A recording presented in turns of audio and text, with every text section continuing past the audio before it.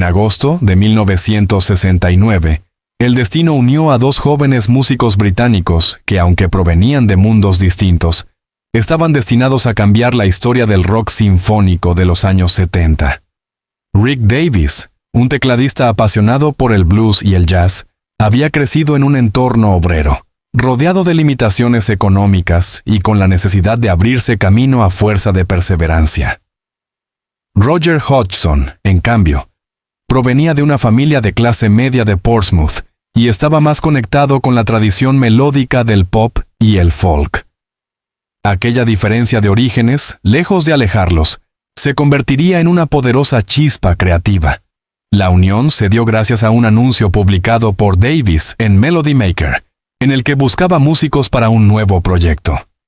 El anuncio llamó la atención de Hodgson, que acudió a las audiciones junto a otros 250 aspirantes. Contra todo pronóstico, el entendimiento entre ambos fue inmediato. Una conversación informal en un pub bastó para que Roger descubriera el humor ácido y la espontaneidad de Rick, mientras que Davies percibió en Hodgson una sensibilidad musical complementaria a la suya. En pocas horas, había nacido una conexión artística que, con el tiempo, marcaría la vida de millones de oyentes.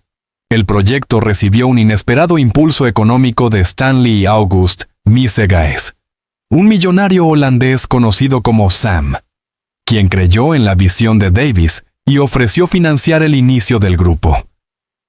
Así nació el embrión de lo que más tarde sería Supertramp, con la incorporación de Dougie Thompson al bajo, Bob Siebenberg a la batería y John Helliwell en el saxofón. Esa formación, consolidada en los primeros años de la década de 1970, se convertiría en la alineación clásica del grupo. Sin embargo, los comienzos fueron todo menos fáciles. Los dos primeros discos, lanzados en 1970 y 1971, tuvieron una recepción fría.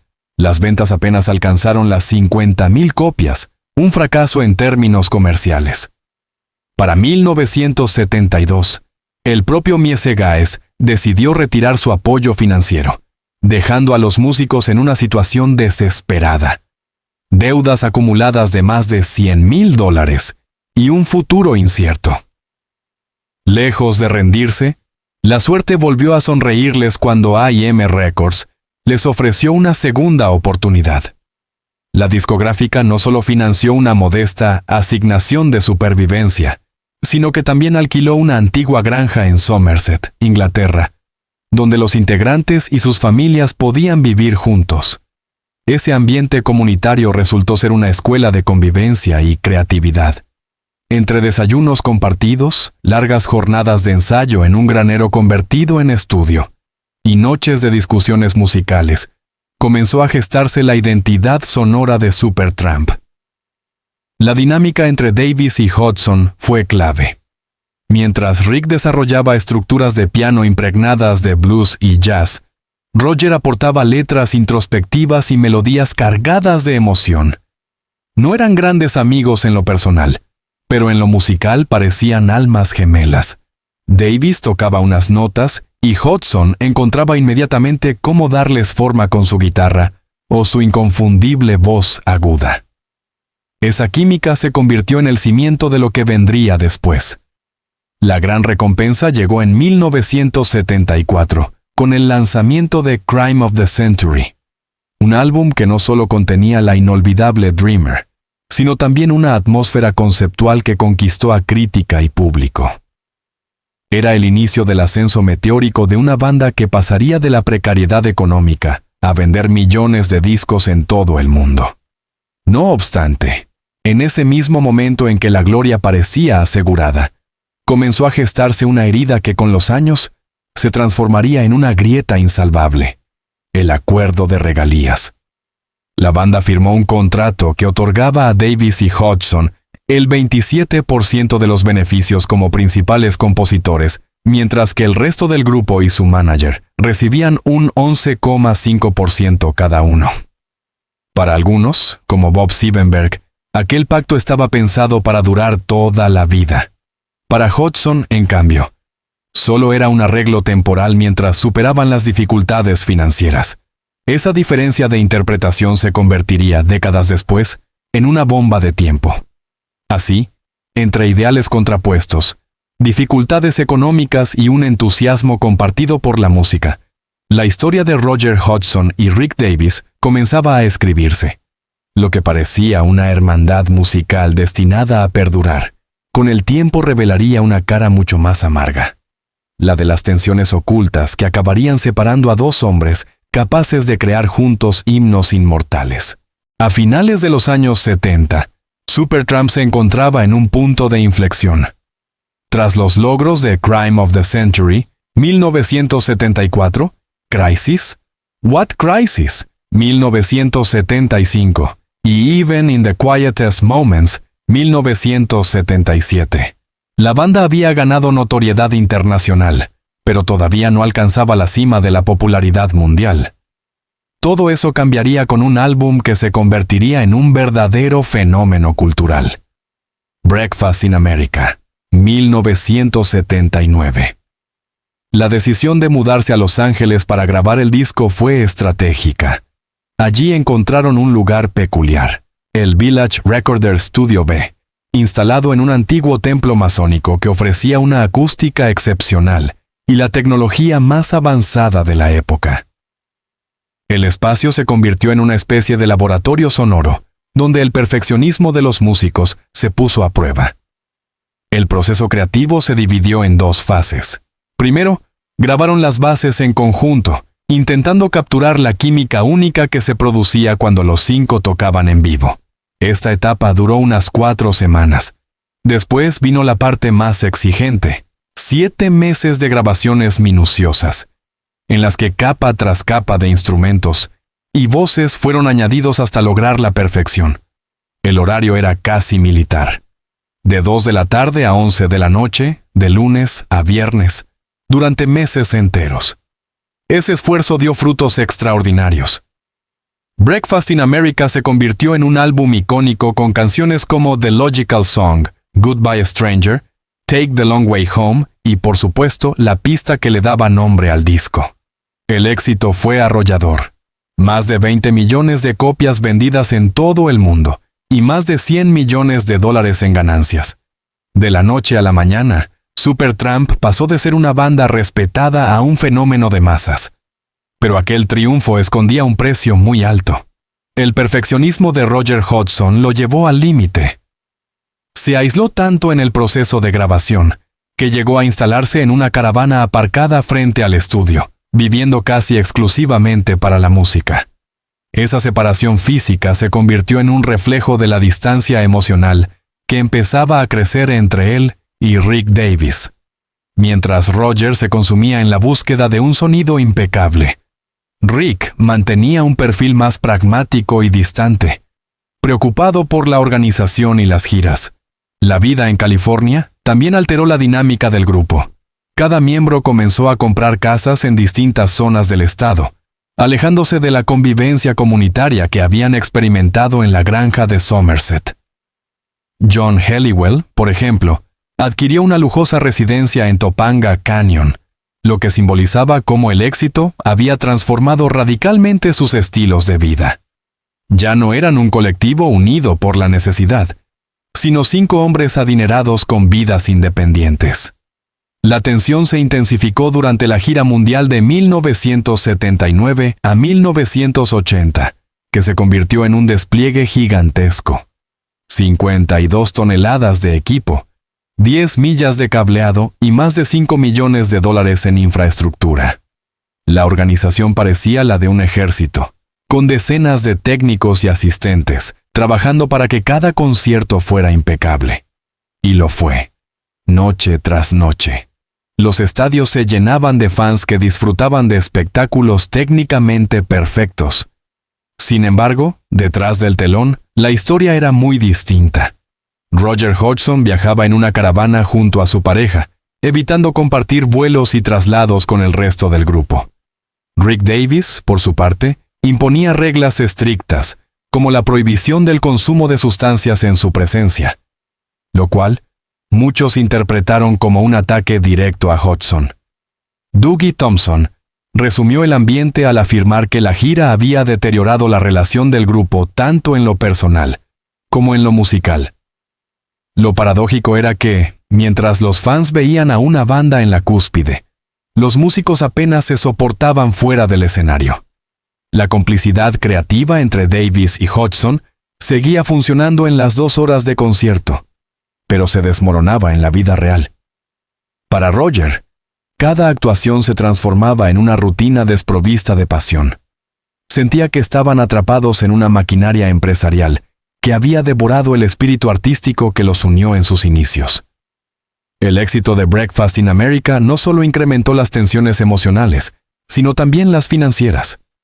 El acuerdo de regalías firmado en 1977, que en su momento parecía una solución justa, ahora se había convertido en una fuente de conflictos. Lo que antes significaba dividir ingresos modestos, ahora suponía repartir millones. La presión económica se mezclaba con los egos y con visiones de futuro cada vez más opuestas. Al concluir la gira, la distancia entre Roger y Rick era insalvable. Lo que alguna vez fue un dúo creativo que funcionaba casi por intuición, ahora estaba quebrado por las diferencias de carácter, los estilos de vida divergentes y la inmensa presión del éxito. Aunque los fans seguían llenando estadios y comprando discos, Supertramp había dejado de ser una familia unida. El ocaso se aproximaba. Y lo que vino después, el desgastante proceso de grabación de Famous Last Words y la inevitable partida de Hodgson, marcaría un antes y un después en la historia de la banda. Tras el éxito monumental de Breakfast in America y la agotadora gira mundial que lo siguió, Supertramp se encontraba en una situación extraña. A los ojos del público, eran una de las bandas más grandes del planeta, con millones de discos vendidos y estadios abarrotados. Sin embargo, tras bambalinas, la relación entre Roger Hodgson y Rick Davis estaba rota. La magia que los había unido durante más de una década se había transformado en tensión, desconfianza y un silencio cada vez más incómodo.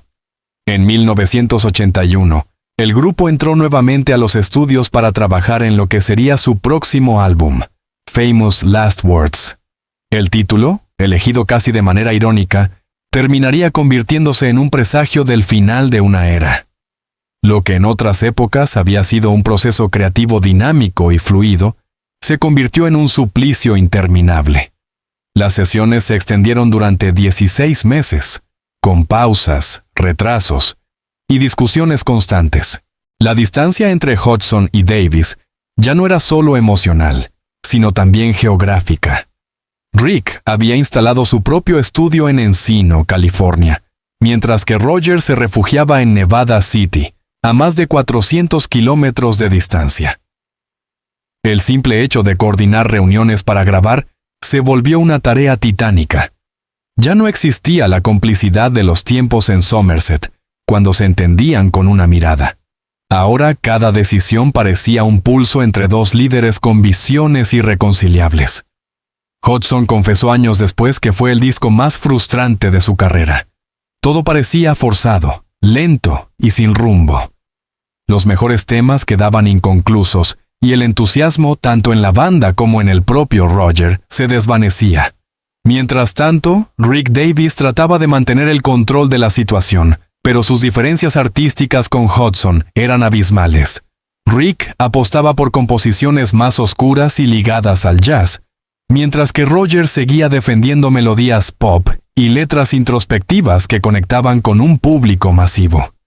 Cuando finalmente se lanzó en 1982, Famous Last Words logró un éxito moderado, entrando en el top 10 de varios países.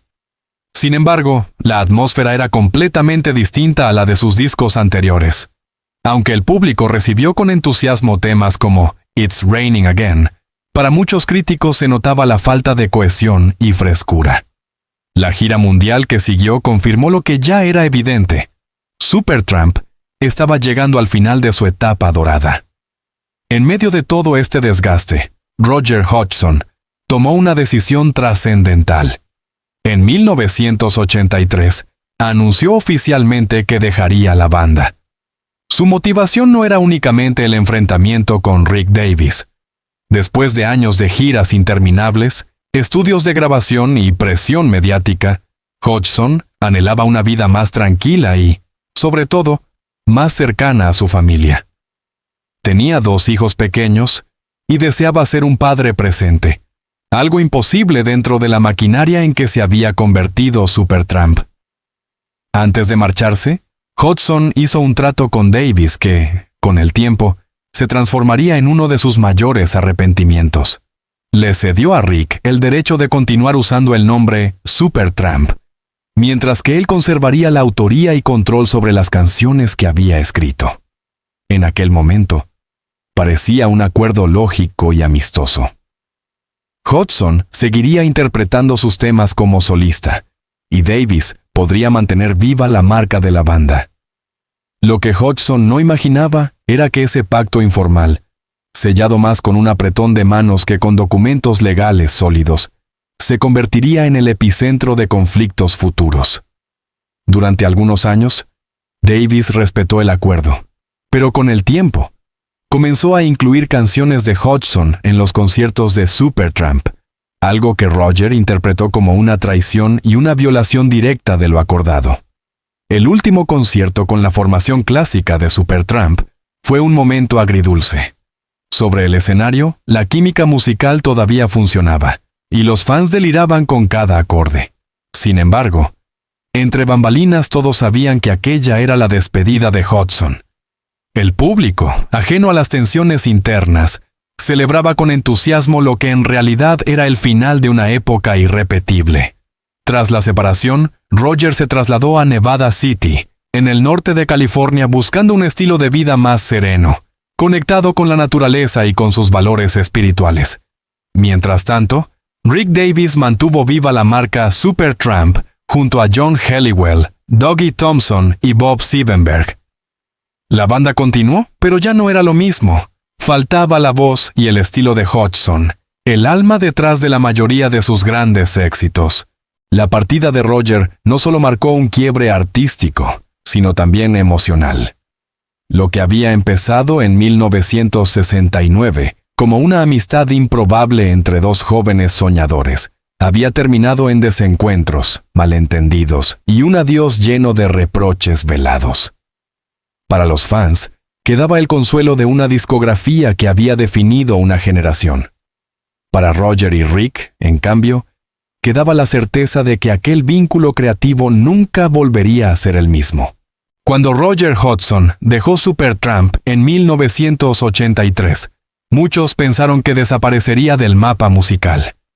Sin embargo, Roger no se retiraba de la música, sino de la dinámica asfixiante que había convertido su pasión en rutina.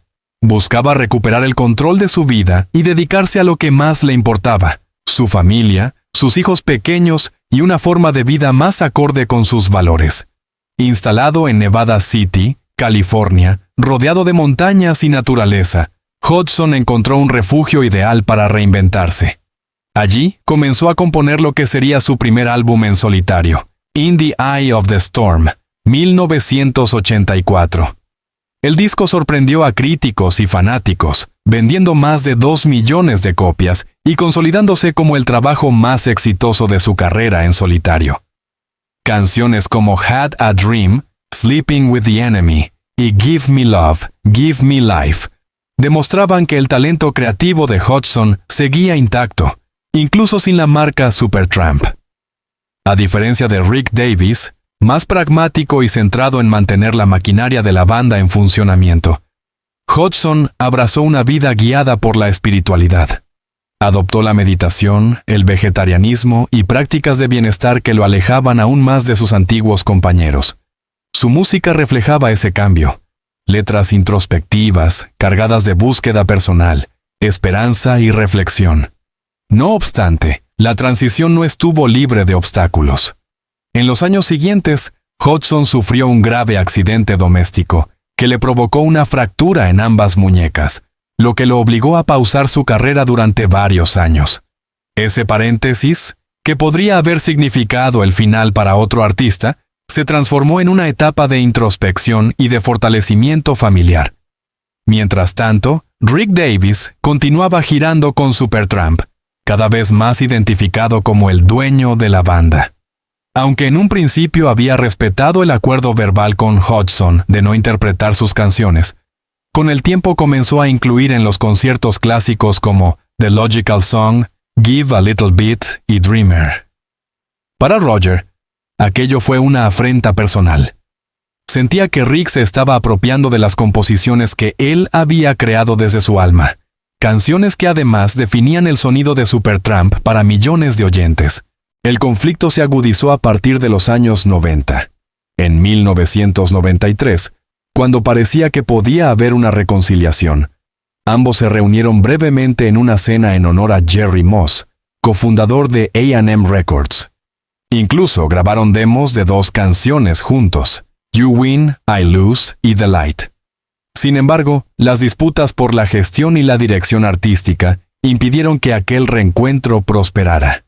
Lo que pudo haber sido el inicio de una segunda etapa de colaboración se desvaneció rápidamente. Años más tarde, en entrevistas, Hodgson reconoció que aquel acuerdo de 1983 había sido un error monumental. Nunca imaginó que el nombre de Supertramp, ni sus propias canciones, serían motivo de batalla legal y resentimiento eterno. Fue uno de los mayores errores de mi vida, confesó. Lo que en su momento parecía un pacto entre caballeros, terminó siendo una fuente de dolor y de demandas judiciales. En paralelo, Hodgson retomó lentamente su carrera como solista. Aunque nunca alcanzó el nivel de éxito masivo de Supertramp, logró consolidar una relación cercana con sus seguidores. Sus giras en teatros y auditorios más pequeños ofrecían un contacto directo y emocional con el público, muy diferente al gigantismo de los estadios. Para él, esa conexión íntima era mucho más valiosa que los millones de dólares que había generado con su antigua banda. Lo que más frustraba a Hodgson era la imposibilidad de una reunión real con Supertramp. En múltiples ocasiones expresó su deseo de reconciliarse con Rick Davies, pero las respuestas siempre fueron negativas. Davies, convencido de que un reencuentro beneficiaría más a Hodgson que a él, rechazaba cualquier intento de acercamiento. Con el paso de los años, las diferencias no solo eran artísticas y contractuales, sino también filosóficas. Mientras Davies continuaba enfocado en mantener viva la marca Supertramp como una empresa, Hodgson veía la música como un medio espiritual, casi terapéutico. Esa divergencia profunda terminó de sellar la separación. En los 2000 y 2010, Roger siguió girando en solitario por Europa, Canadá y Sudamérica, con gran éxito entre los nostálgicos que querían escuchar la voz original de The Logical Song. Sus presentaciones, acompañadas muchas veces solo de guitarra o piano, confirmaban que su esencia seguía intacta. No necesitaba de grandes producciones para emocionar. Bastaban su voz y sus composiciones inmortales. El enfrentamiento con Davies, sin embargo, nunca dejó de perseguirlo. En 2010, cuando Supertramp volvió a los escenarios con una gira que incluía varias de sus canciones, Hodgson lo consideró un acto de traición definitiva. Aquel uso de sus temas fue la estocada final a cualquier posibilidad de reconciliación. Así, mientras Rick seguía con la marca Supertramp, Roger construyó un camino personal y espiritual, más alejado del espectáculo de masas pero profundamente conectado con su público. 2 destinos paralelos que, aunque compartían un mismo origen, nunca volvieron a cruzarse. El paso del tiempo no suavizó las tensiones entre Roger Hodgson y Rick Davies. Lo que comenzó como una colaboración brillante y fructífera, terminó convertido en una batalla que se extendió por décadas, marcada por resentimientos, acusaciones y conflictos legales. A pesar de que ambos compartieron algunos de los momentos más importantes de la historia del rock, sus caminos se bifurcaron de manera irreversible. El punto de mayor fricción llegó con las regalías. El acuerdo firmado en 1977, que había establecido un reparto entre los 2 principales compositores y el resto de la banda, se volvió un tema espinoso. Mientras Hodgson lo entendía como un arreglo temporal para superar los años de precariedad, Davies y otros miembros lo consideraban un pacto permanente. Durante más de 40 años, Hodgson cumplió con esos pagos, pero en 2018 tomó una decisión drástica: suspender los abonos a Dougie Thompson, John Helliwell y Bob Siebenberg, argumentando que el acuerdo había cumplido su ciclo. En febrero de 2024, la situación desembocó en un juicio. Los 3 exmiembros demandaron a Hodgson por $1.300.000 en regalías no pagadas.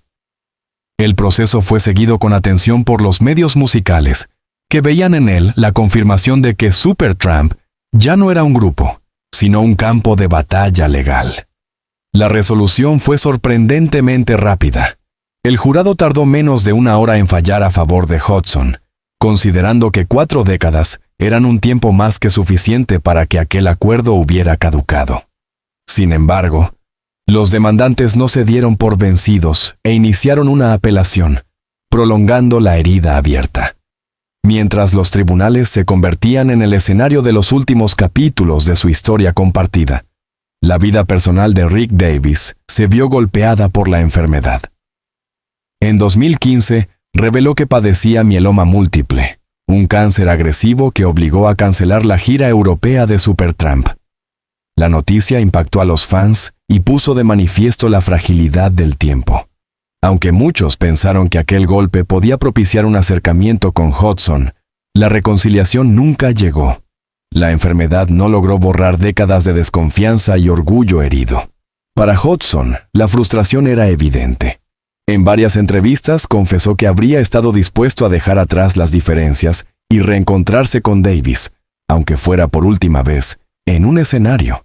Pero Rick mantuvo su negativa, convencido de que la reunión no tendría sentido ni artísticamente ni en lo personal. Así, las esperanzas de verlos juntos nuevamente se desvanecieron definitivamente. Paradójicamente, mientras los conflictos legales y personales consumían a los protagonistas, la música de Supertramp seguía creciendo en popularidad gracias a la era digital. The Logical Song, Give a Little Bit, Dreamer y Take the Long Way Home acumularon millones de reproducciones en plataformas de streaming, conquistando a nuevas generaciones que no habían vivido la época dorada del grupo. Para muchos oyentes, la voz de Hodgson era inseparable de la identidad de Supertramp, aunque oficialmente él ya no formara parte de la banda desde hacía más de 40 años. El legado de Supertramp es, en muchos sentidos, un espejo de las contradicciones del éxito. Lo que empezó como un grupo de jóvenes soñadores compartiendo una granja en Somerset, terminó convertido en una maquinaria millonaria que separó amistades y generó disputas interminables. La música que había nacido del amor por el arte terminó envuelta en demandas y contratos, recordando que la fama, además de otorgar gloria, puede destruir los vínculos más sólidos. Sin embargo, más allá de los pleitos y de las heridas emocionales, queda la huella imborrable de su obra. Breakfast in America sigue siendo considerado uno de los grandes álbumes de la historia del rock, y los conciertos de Hodgson como solista continúan emocionando a miles de fans que buscan escuchar la voz original de aquellas canciones que marcaron su juventud. Hoy, cuando Roger Hodgson tiene 74 años y Rick Davies lucha con su salud, el relato de Supertramp se percibe como una historia de talento, gloria y desencuentro. Una lección amarga sobre cómo la música puede unir a 2 personas y al mismo tiempo separarlas para siempre. El público, sin embargo, guarda lo mejor: las melodías inmortales que siguen sonando en radios, listas de reproducción y corazones.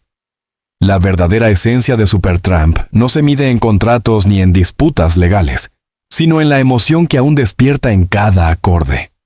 Quizás ese sea el legado más grande de Hodgson y Davies: haber creado canciones que sobreviven al paso del tiempo, incluso cuando su amistad no pudo hacerlo. La historia de Roger Hodgson y Rick Davies nos recuerda que incluso las alianzas más brillantes pueden quebrarse bajo el peso del éxito, del dinero y de las diferencias personales. Lo que nació como una amistad musical en una granja de Somerset terminó convertido en un relato de desencuentros, demandas y reproches. Sin embargo, más allá de las tensiones, lo que queda es una herencia inmortal. Canciones que siguen emocionando a millones en todo el mundo y que forman parte de la banda sonora de varias generaciones. Queridos amigos, gracias por acompañarnos en este viaje a través de la historia de Supertramp, una historia de gloria y heridas, pero también de música que trasciende el tiempo. Si disfrutaron este video, los invito a suscribirse a nuestro canal, dejar su comentario y compartir cuál es su canción favorita de Supertramp.